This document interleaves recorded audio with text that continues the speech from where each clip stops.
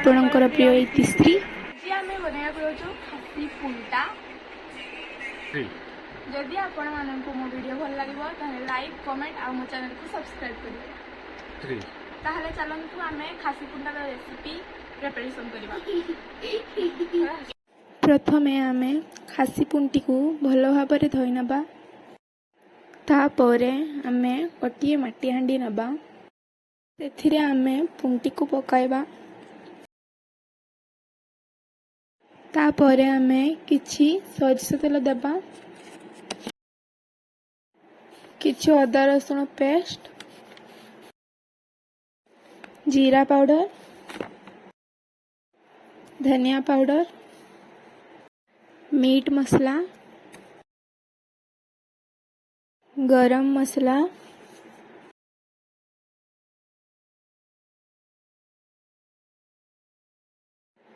हल्दी पाउडर आउ किछि चिली पाउडर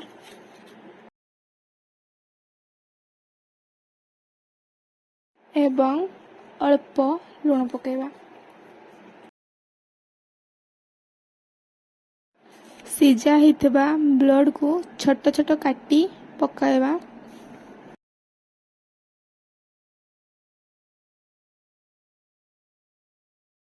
आउ से सब को भल भाव मिक्स कर देबा।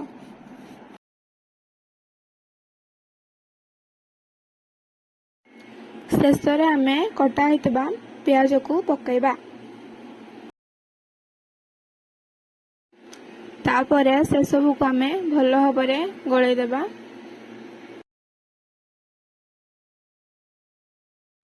माटी हांडी को चुली रे बसेबा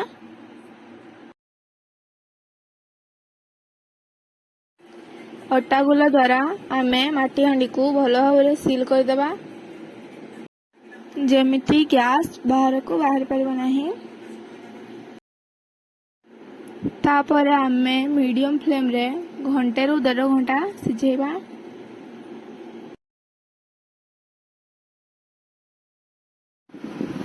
देढ़ घंटा हो गला एबे खोलिके देखिबा कौन केमती होईछि।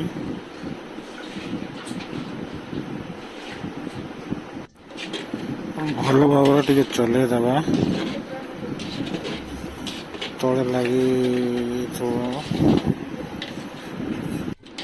कटा होइथिबा बिलाती को पकेइबा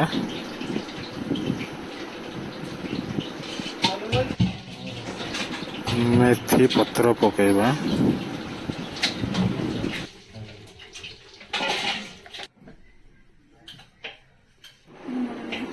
खासी पुंटी बनिकी रेडी हो गला एबे आपण खाई परिबे।